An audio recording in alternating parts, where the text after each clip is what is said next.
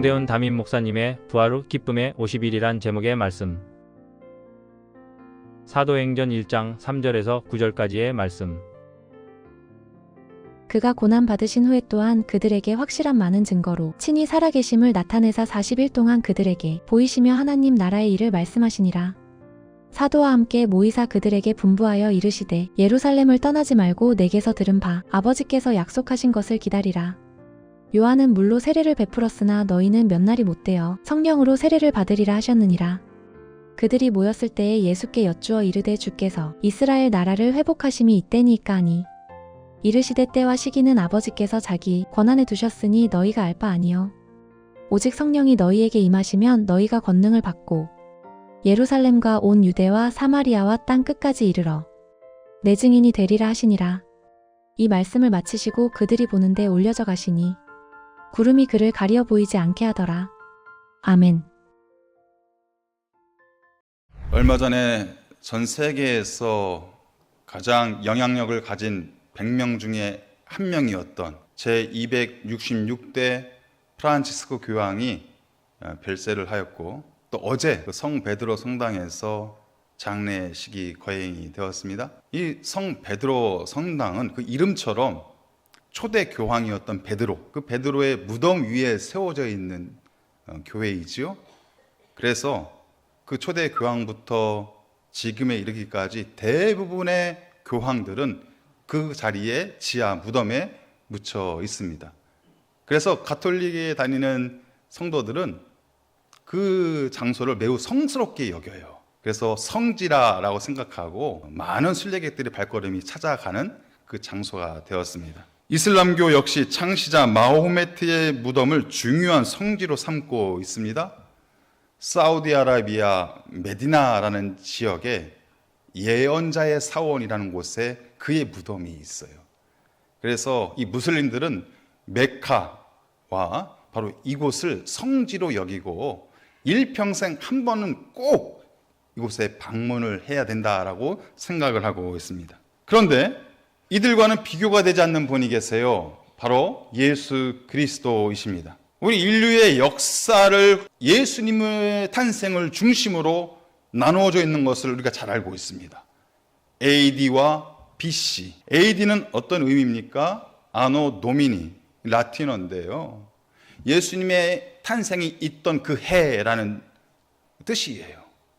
그래서 곧 기원 후 서기라는 표현으로 우리가 사용하고 있는 연도를 표현하는 단어입니다. 기원 후 2025년, 서기 2025년.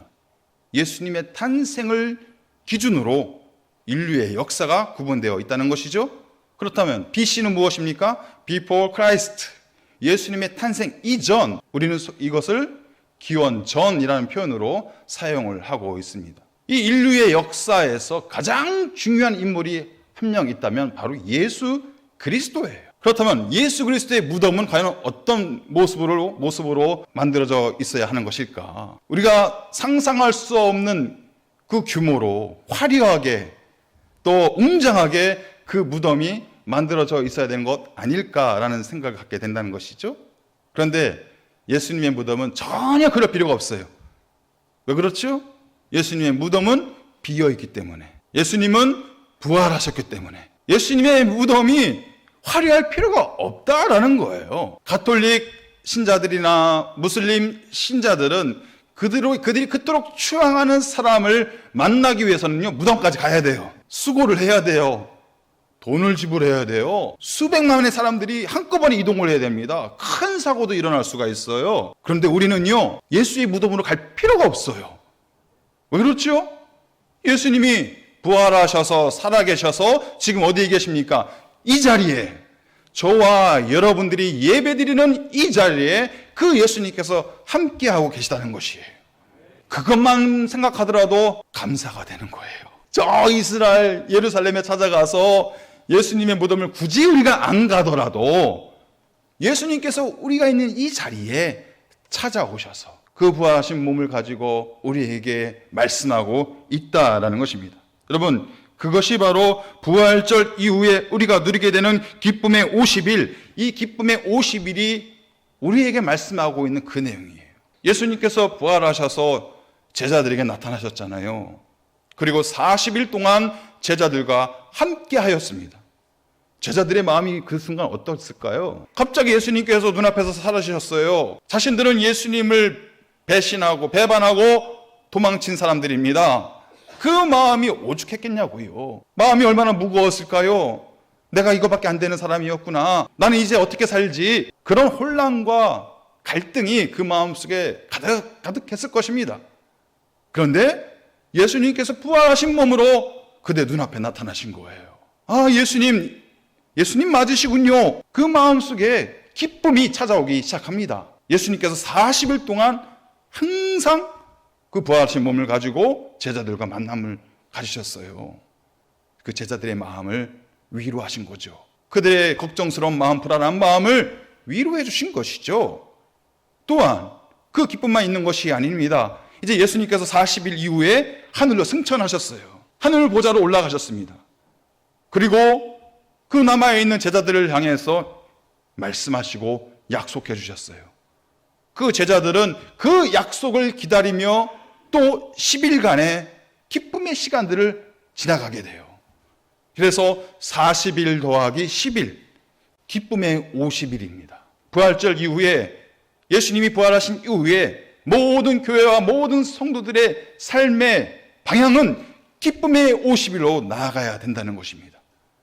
그리고 이 50일이 완성되는 그날, 바로 오순절 사건이 임하게 되는 거예요.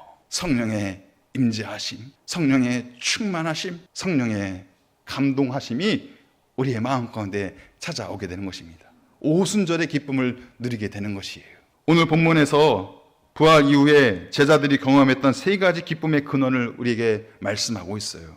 저와 여러분들이 이 기쁨의 근원을 살펴보고 이 부활절 이후에 50일을 기쁨으로 나아갈 수 있는 복된 믿음의 삶이 되시길 바랍니다. 기뻐할 수 있는 일보다 기뻐할 수 없는 일들이 너무 많잖아요. 밤에 잠자리에 누워서 곰곰이 생각해 보면 마음속에 기쁨을 주는 것보다는 어떡할꼬 이 일을 어떡할꼬 그런 일들이 너무너무 많은 것 같아요. 때로는 그 생각하면은 잠이 안 올 때가 많이 있는 것 같아요. 그런데 불구하고 믿음의 백성들은 예수의 부활 이후 기쁨의 50일을 바라보면서 다시 한번 영적인 기쁨을 회복할 수 있는 삶의 자리로 나아가시길 바랍니다. 첫 번째 기쁨이 그거죠. 부활하신 주님과 함께하는 40일 동안의 기쁨. 예수님이 사라진 것 같았는데 오히려 그 예수님이 부활하신 몸을 입고 지금 이 순간 우리에게 찾아오셔서 우리에게 말씀하시고 40일간의 기쁨을 우리에게 보여주신다는 거예요. 두 번째는 예수님이 승천하신 이후에 우리에게 약속을 주시고 그 약속을 기다리는 사람들로 또한 기쁨의 10일을 보낼 수 있게 된다는 것입니다. 그리고 그 모든 시간이 완성되는 그날 오순절 마가의 다락방에 임하셨던 성령의 강림하심이 저와 여러분들의 영혼 가운데 우리의 가정 가운데 기쁨을 주실 줄 믿습니다. 이 기쁨으로 함께 나아갈 수 있는 시간 되시길 바랍니다. 이 기쁨을 세 가지 동사로 간단하게 요약해 볼 수 있을 것 같아요. 첫 번째는 만나라라는 만나라. 그 다음에는 기다리라. 그 다음에는 받으라 해요. 예수님을 만나시길 바랍니다. 부활하신 예수님을 만나시길 바랍니다. 나의 주님으로 만나시길 바랍니다. 또한 주님이 약속하신 그 약속을 기다리시길 바랍니다. 그리고 성령을 받으시길 바랍니다.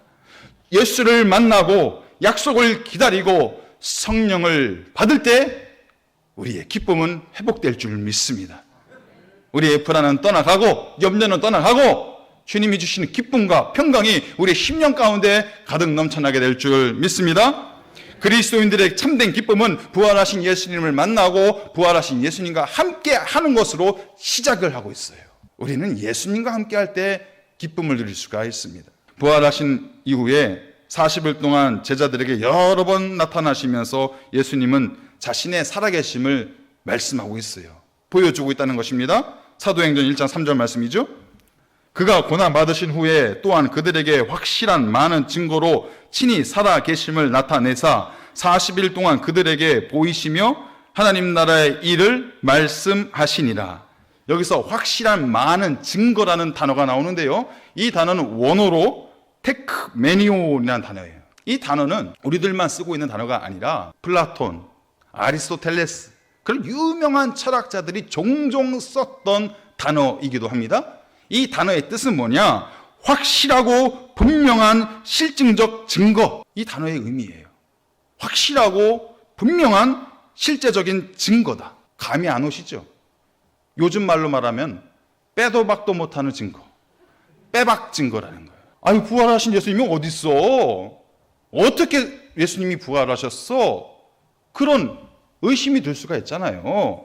그런데 예수님께서 나 부활했지롱 하고 나타나신 거예요. 눈에 나타나신 거예요. 내 눈앞에 나타나신 거예요. 여보, 이거보다 분명한 증거가 어디 있어요? 예수님 내 앞에 나타나셨는데 뭘 더 이상 의심하겠습니까? 왔다가 금방 사라져서 이게 꿈인가 생신가 그것도 아니고 40일 동안 제자들 앞에 나타나신 거예요. 이거보다 더 분명한 역사가 어디 있어요? 이거보다 분명한 더 사실이 어디 있어요? 우리가 예수님을, 부활하신 예수님을 보지 못했지만 그것을 증인으로 삼을 수 있는 제자들의 목격이 있잖아요. 제자들의 눈앞에 나타났잖아요. 그들이 역사적으로 그걸 다 남겨놓은 거 아닙니까?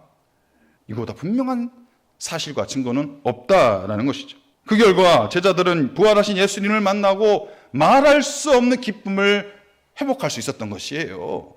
요한복음 20장 20절 말씀입니다. 제자들이 주를 보고 기뻐하더라. 예수님이 사라진 것 같았었는데 자신들의 무능력함이 그 사건을 통해서 드러날 수밖에 없었는데 그 마음속에 부활하신 예수님을 만남으로 인해서 무엇이 회복되고 있어요? 기쁨이 회복되고 있는 거예요. 여러분, 우리의 참된 기쁨은 예수님을 만날 때 그 기쁨이 회복될 수 있는 것입니다. 심지어 의심 많았던 도마도요, 예수님께서 부활하셔서 손을 내미시고 옆구리를 보여주실 때 그 손을 만지며 그 도마도 이렇게 고백을 했습니다. 당신은 나의 주님이시요 나의 하나님이십니다. 기쁨으로 고백했어요.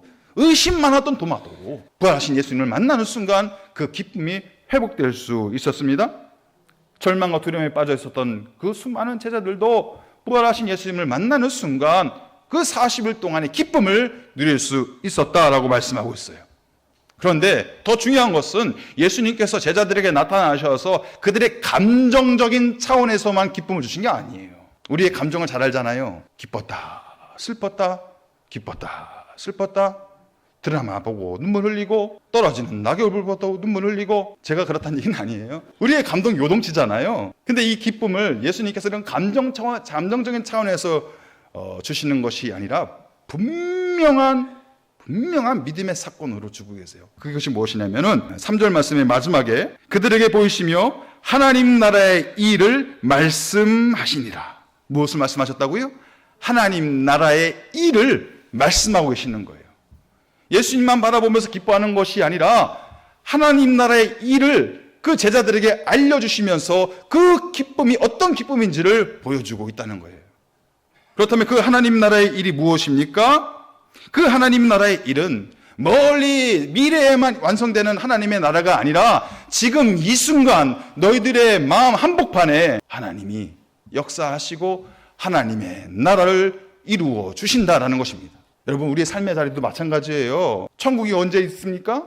우리가 죽은 이후에 우리가 천국을 가는 것 당연하죠. 그러나 지금 이 순간 여러분의 심령들 속에, 여러분들의 가정들 속에 천국이 임할 것이다. 하나님의 나라가 지금 이 순간 우리에게 펼쳐질 것이다. 그것을 바라보며 성도의 기쁨을 누리며 살아가라 라고 예수님께서 제자들에게 가르쳐주고 계시는 거예요. 이 장면을 보면서 어느 목사님이 이렇게 설명하셨어요. 하나님 나라는 우리 삶의 한복판에 와 있다. 이제 누구라도 회개하여 예수 그리스도를 믿고 영접하기만 하면 죄와 어둠의 세상에서 벗어나 빛과 생명의 나라인 하나님 나라로 옮겨진다. 이것이 구원의 역사요 예수 복음의 핵심이다. 하나님 나라는 이미 우리 한복판에 와 있다.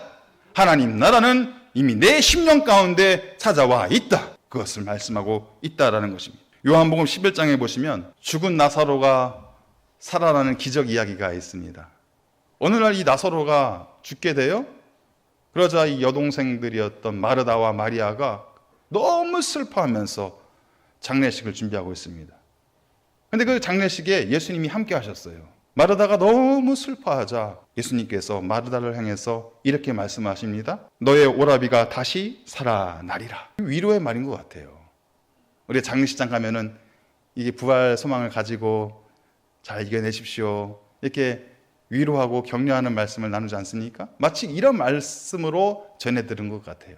그래서 마르다가 이렇게 대답을 합니다. 주님, 저도 알아요. 그 마지막 날 그때가 되면은 우리 모두가 부활할 걸 알고 있어요. 그런데 지금이 아니잖아요. 지금 이 순간은 아니잖아요. 마르다가 이렇게 대답을 하고 있는 거예요. 그래서 예수님께서 이렇게 대답을 하십니다. 말씀을 하십니다. 나는 부활이요 생명이니 나를 믿는 자는 죽어도 살겠고 무릇 살아서 나를 믿는 자는 영원히 죽지 아니하니니 이것을 내가 믿느냐. 그래서 마르다가 대답해요. 네 주님, 저 믿어요. 주는 그리스도시요 세상에 오시는 하나님이신 줄 내가 믿나이다. 그래서 예수님께서 결정적인 한마디를 하세요. 큰 소리로 말씀하십니다. 나사로야, 지금 즉시 무덤에서 나오거라. 지금 즉시 나오거라. 하나님의 나라가 지금 이루어지고 있는 거예요. 우리 알죠? 그때가 되면 우리가 죽음 이후에 다시 부활해서 영생 복락을 누릴 거 알고 있지요. 하나님의 나라가 그때 완성될 거 알고 있죠. 그러나 지금 이 순간에도 하나님의 나라는 우리 가운데 펼쳐지고 있다는 거예요. 공고한 우리의 삶 속에, 불안한 우리의 인생들 속에 하나님의 나라가 임하고 있다라고 말씀하고 있는 것입니다. 그렇기 때문에 지금 이 순간 우리는 하나님의 나라를 바라보면서 기쁨을 회복해야 돼요.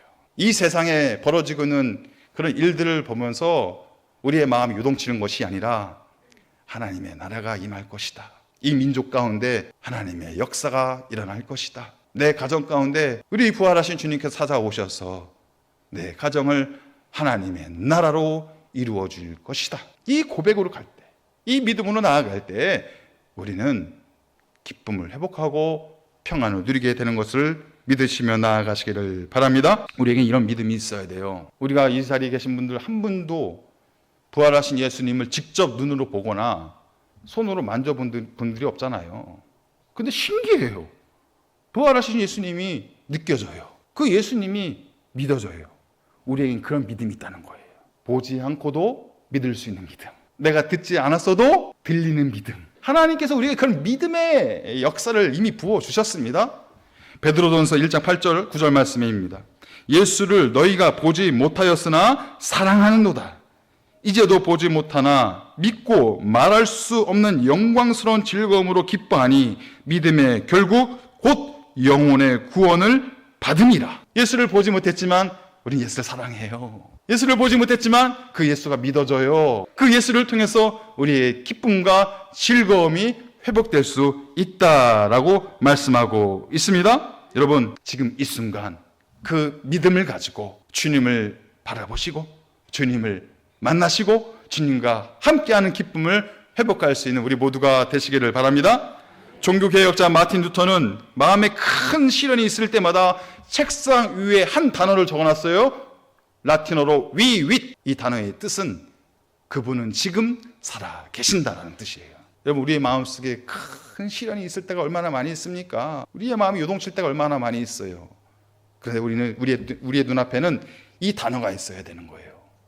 그분은 지금 살아 계신다. 살아 계셔서 나와 함께 하신다.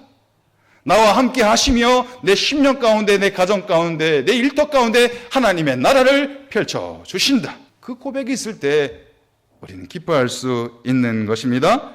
이 기쁨을 누리며 살아갈 수 있는 우리 모두가 되시길 바랍니다. 부활하신 예수님께서 40일 동안 제자들과 함께 하신 뒤에 승천하시고 이제 남겨진 그 제자들을 향해서 약속의 말씀을 하시는데 매우 간단한 말씀을 남겨놓으셨어요. 그 말씀이 바로 기다리라라는 뜻이에요. 기다리라라는 말씀. 오늘 본문 1장 4절에 있는 말씀입니다. 사도와 함께 모이사 그들에게 분부하여 이르시되 예루살렘을 떠나지 말고 내게서 들은 바 아버지께서 약속하신 것을 기다리라. 기다리라. 주님이 예수님께서 승천하시자 감난산에서 함께 하고 있었던 그 시간을 다 정리하고 이 제자들이 예루살렘으로 돌아옵니다. 그리고 예루살렘에서 다락방에 모이기 시작해요. 그 다락방에 모여있는 사람들이 어떤 사람들입니까? 베드로, 요한, 야고보, 안드레 등 11 사도들과 예수님의 모친 마리아와 예수님의 동생들, 또 많은 사람들 120명이 그 자리에 모여 있습니다. 그 사람들은 예루살렘을 떠나지 않고 사도행전 1장 14절에 있는 말씀처럼 마음을 같이하여 오로지 기도하기에 힘썼다라고 말씀하고 있어요. 예수님께서 당부하신 말씀을 기억해서 예루살렘을 떠나지 않고 그 모인 곳에 함께 하면서 마음을 같이하여 기도하기에 힘썼다라고 말씀하고 있어요. 근데 기도만 한 것이 아니라 누가복음 24장 52절 53절에 있는 말씀처럼 그들은 예루살렘으로 돌아가 큰 기쁨으로 늘 성전에서 하나님을 찬송하였다라고 말씀하고 있습니다. 여러분, 우리의 기쁨의 근원이 어디에 있습니까? 함께 모이는 이 자리에, 주의 성전을 사모하면 모여있는 이 자리에 하나님이 주시는 기쁨이 있다는 얘기예요. 이 자리에서 우리는 뭐하고 있죠? 마음을 같이하여 기도하기에 힘쓰는 자들, 그리고 큰 소리로 주님을 찬양하며 기뻐하는 모습들로 우리는 살아가고 있다는 것입니다. 여러분, 성도의 기쁨은 바로 이곳에서부터 시작되는 거예요. 주님을 만나는 이 성전에서, 또 함께 마음을 모아서 힘껏 기도하는 그 모습들을 통해서, 그리고 함께 부르짖고 큰 소리로 찬양하는 그 모습들을 통해서 주님이 주시는 기쁨이 우리 가운데 채워줄 수 있는 것입니다. 금요일 밤마다 그런 믿음의 역사가 일어나고 있잖아요. 그 지쳐있는 시간, 힘든 시간, 피곤한 시간에도 불구하고 주의 전을 사모해서 많은 성도님들이 이 자리에 모여들고 있습니다. 그리고 한마음이 되어서 큰 소리로 주님 앞에 기도하고 간구하고 있어요. 그리고 목소리 높여서 주님을 찬송하고 있습니다. 피곤하지만 그럼에도 불구하고 그 자리를 섬기며 나아갈 때 우리에게는 영적인 기쁨이 회복되는 것이에요. 얼마나 행복한지 몰라요. 얼마나 기쁜지 몰라요. 궁금하시면 나오시면 돼요. 성령님께서 어떻게 역사를 하시는데, 어떻게 우리에게 은혜를 주시는지 그 시간을 통해서 우리에게 잃어버린 기쁨을 회복할 수 있도록 인도하고 계십니다. 주목할 것은요, 고린도전서 15장에서 보시면 예수님이 부활하신 장면을 500명이 넘는 사람들이 목격을 했어요. 그런데 지금 모여있는 사람들의 인원은 몇 명입니까? 120명. 궁금해지더라고요. 나머지 380명은 그럼 어디가 있나? 분명히 예수님께서 부활하신 장면을 목격을 했는데, 그리고 예수님께서 승천하시면서 당부하신 말씀, 예루살렘을 떠나지 말고 함께 모여 기도하라 말씀하신 그 말씀 지키면서 다락방에 모여서 한마음이 돼서 기도하고 큰 소리로 찬양하고 있는데, 나머지 그 부활을 목격했던 그 사람들은 어디가 있나? 여러분, 기다리라는 말씀, 우리를 향한 하나님의 말씀은요, 그 부활의 증인들로 살아가는 그 말씀입니다. 이 기다리라는 이 말씀을 가지고 우리의 마음에 새기며 나아갈 때 하나님은 반드시 부활하신 예수님의 모습을 우리에게 보여줄 것이고, 그 모습을 통해서 충만한 기쁨을 우리에게 허락해 주실 줄 믿습니다. 여러분, 기다리다라는 이야기는 가만히 있으라라는 이야기가 아니에요. 아무것도 하지 않고 가만히 있으라라는 얘기가 아니에요. 아까 말씀드렸던 것처럼 기다리라는 얘기는 하나님께서 우리에게 기다리라라는 그 말씀은 뭐냐면 더 모이기에 힘써라라는 말씀이에요. 그리고 더 뜨겁게 기도하라라는 말씀이에요. 그리고 더 크게 소리 높여 주님을 찬양하라라는 말씀입니다. 그것을 우리에게 말씀하고 계시는 거예요. 그래야만 주님의 기쁨이 우리 가운데 채워질 수 있다라고 말씀하고 계시는 거예요. 여러분, 그런데 기다리지 않는 자들에게는 무엇이 임할까요? 하나님의 약속이 실현될 수가 없는 것입니다. 그 기다림이 싫어서 또 하나님의 말씀에 불순종해서 하나님 곁을 떠난 사람들은 그 약속의 말씀이 이루어질 수가 없는 것이에요. 제가 강아지를 한 마리 키우고 있는데요, 이 강아지를 제가 훈련을 시켜보려고, 기다려라는 훈련을 시켜보려고 많이 도전을 했거든요. 쉽지가 않아요. 어려워요. 그래서 항상 이 강아지를 기다려 훈련시키려면은, 너 기다려 한 다음에 조금이라도 기다리는 게 보이면은 맛있는 간식을 빨리 줘야 됩니다. 그렇죠? 그래서 맛있는 간식을 항상 준비해 놓고 기다려 훈련을 하는데 잘 안 돼요. 어느 순간 기다렸다가 어느 순간에 싫다고 도망가고요. 앉아 있는 것 같은데 저를 바라보지 않고 그냥 딴짓을 하고 있는 거예요. 그러면요, 미워서 안 줘요, 간식을. 제가 강아지한테 비유해서 좀 죄송스럽지만, 우리가 하나님 앞에 기다린다는 것은 무엇이냐? 이 강아지의 모습과도 같다는 거예요. 하나님께서 우리에게 기다리라 라는 말씀이 어떤 말씀이에요? 아무것도 하지 않고 가만히 있으라는 얘기예요? 강아지가 그 주인을 바라보듯이 우리도 주님을 향해서 우리의 시선 고정하고, 우리의 주인 되시는 하나님께서 내게 어떤 축복을 주실까? 어떤 맛있는 간식을 주실까? 그런 설레임과 기대함으로 주인만을 바라보고 있어야 된다는 거예요. 나 그거 필요 없어요 하고 도망가거나, 아니면 주님 앞에 앉아 있는 것 같은데 딴짓을 하고 있거나 한다면 그 축복이 우리에게 전해질 수 없는 것이죠. 약속된 축복을 기다리면서 우리는 더욱 이 자리에 모일 것이고, 또 이 자리에서 하나님만을 바라보며 더 간절히 부르짖고 기도하며 더 뜨겁게 찬송할 수 있는 우리 모두가 되시길 바랍니다. 한 기독교 작가는 이렇게 이야기를 했어요. 기다림은 결코 시간 낭비가 아니며 그동안 하나님은 우리 안에서 일하고 계신다. 나는 기다리는 것 같지만 하나님은 그 순간순간, 모든 순간순간마다 나를 위해서 일하고 계신다라고 말하고 있는 것이죠. 우리가 주님 앞에 나올 때, 주님 앞에 기도할 때, 주님 앞에 찬양할 때 하나님은 그것을 그냥 보고만 있을까요? 듣고만 계실까요? 아니에요. 일하시는 거예요. 우리의 모습을 바라보면서, 성도들의 그 모습을 바라보면서, 그 기도를 들으시면서, 그 찬양을 들으시면서 우리에게 꼭 필요한 것들로 하나님은 지금도 일하고 계신다는 것입니다. 여러분, 그 하나님을 내가 믿고 만난다면 우리는 기뻐할 수 있는 거예요. 항상 기뻐할 수 있는 거예요. 나를 사랑하시고, 그 누구보다 나를 사랑하시고 나를 위해서 일하시는 하나님, 나의 마음속에 있는 그 고민과 염려를 다 아시고 그 모든 문제를 아시고 사랑하는 자녀를 위해서 일하시는 나의 아버지 하나님, 그 하나님의 마음을 느끼고 그 하나님이 보여지기 시작하면 우리는 얼마든지 기쁨을 회복할 수 있다라는 것입니다. 제자들은 부활하신 주님과 함께 감람산에서 40일간의 기쁨을 누렸습니다. 또한 예수님께서 승천하신 이후에 그 약속을 기다리면서 10일간의 기쁨을 누렸습니다. 이 모든 50일간의 기쁨이 완성되는 그날, 바로 오순절 사건이 임한 거예요. 약속하신 성령이 제자들 가운데 찾아왔습니다. 약속하신 성령이 우리에게 찾아왔습니다. 오순절의 사건이 우리에게 찾아오신 거예요. 여러분, 이 오순절의 사건이 왜 중요한 거냐면은 이 오순절의 사건을 통해서 성령이 강력하게 임재하신 그 사건을 통해서 교회가 만들어졌어요. 사람들이 모여서 우리 한번 교회 한번 만들자, 이런 식의 교회가 만들어진 것이 아니라 성령의 역사하심으로 교회가 탄생된 거예요. 초대교회가 오순절을 통해서 만들어진 것입니다. 그리고 그 오순절의 사건이 바로 이 시간 동네 중앙교회에 임하게 되어서 이 자리 가운데 교회가 세워지고 온 열방을 향하여 복음을 전할 수 있는 주님의 교회로 우뚝 서게 된 것입니다. 이것은 사람의 역사가 아니에요. 오순절에 임했던 성령의 권능, 성령의 역사, 성령의 충만함심의 역사가 그때서부터 교회의 역사를 끌고 가고 계시는 거예요. 바로 이 순간까지. 그래서 이 오순절에 임하는 성령의 역사는 중요하다는 것입니다. 우리가 날마다 성령을 생각할 때마다, 성령을 충만함을 느낄 때마다 기쁨을 누릴 수 있는 이유가 바로 여기에 있는 것이에요. 사도행전 1장 8절에 있는 말씀입니다.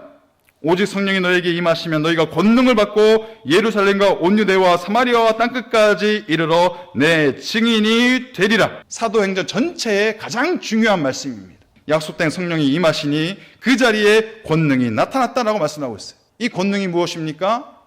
이 원어는 두나미스라는 단어예요. 이 두나미스라는 단어에서 영어의 단어 다이나마이트가 나온 거예요. 폭발적인 성령의 역사. 우리에게 오순절 사건이 찾아오고 성령의 권능이 나타나게 되면 우리의 심령 가운데 폭발적인 성령의 역사가 나타나게 된다는 것입니다. 이 교회 가운데 성령의 임재하심, 성령의 권능, 오순절 사건이 임하게 되면 하나님의 복음의 역사가 폭발적으로 나타나게 된다는 것입니다. 여러분, 우리가 무엇을 기뻐할 수 있겠습니까? 열심히 노력해 보세요. 그 기쁨을 우리가 얼마나 만들어갈 수 있을지 한번 열심히 노력해 보세요. 그런데 우리는 성령의 능력을 의지하며 나아가야 됩니다. 성령이 주시는 폭발적인 기쁨, 주체할 수 없는 기쁨, 하나님 앞에 영광 찬송 올려드릴 수밖에 없는 그 기쁨, 내 머릿속에서만 판단되는 그 기쁨의 이유가 아니라 내 온 심령을 갈아엎는 그 폭발적인 기쁨의 사건이 성령을 의지하며 나아갈 때 우리는 누릴 수 있게 되는 것입니다. 사랑하는 성도 여러분, 성령을 의지하시길 바랍니다. 2000년 전에 있었던 성령의 사건, 오순절의 사건은 지금도 유효합니다. 동일하게 지금 이 순간에도 우리의 심령들 가운데 나타나게 됩니다. 우리의 교회 가운데 오순절의 역사가 일어나게 됩니다. 그래서 그 성령을 통해서 우리의 상한 심령이 회복될 것이고, 우리의 어두운 심령들 가운데 성령의 조명하심과 인도하심으로 새길이 열려지는 역사가 나타날 것이고, 우리의 연약하고 힘들어하는 그 모습들 가운데 능력자 되시는 성령의 권능으로, 성령의 능력으로 우리는 새 힘을 얻으며 나아가게 될 줄 믿습니다. 이것이 성도의 기쁨입니다. 세상에서 기쁨을 찾는 것이 아니라 부활하신 주님과 함께 주님이 약속하신 그 약속을 기다리며 성령을 의지하며 기쁨의 50일을 보낼 수 있는 우리 모두가 되시기를 바랍니다. 부활하신 주님을 만나십시오. 주님께서 약속하신 그 약속을 기다리십시오. 그리고 성령을 받으십시오. 그럴 때 그 부활의 기쁨이 저와 여러분의 모든 삶에 채워지는 큰 기쁨이 될 줄 믿습니다.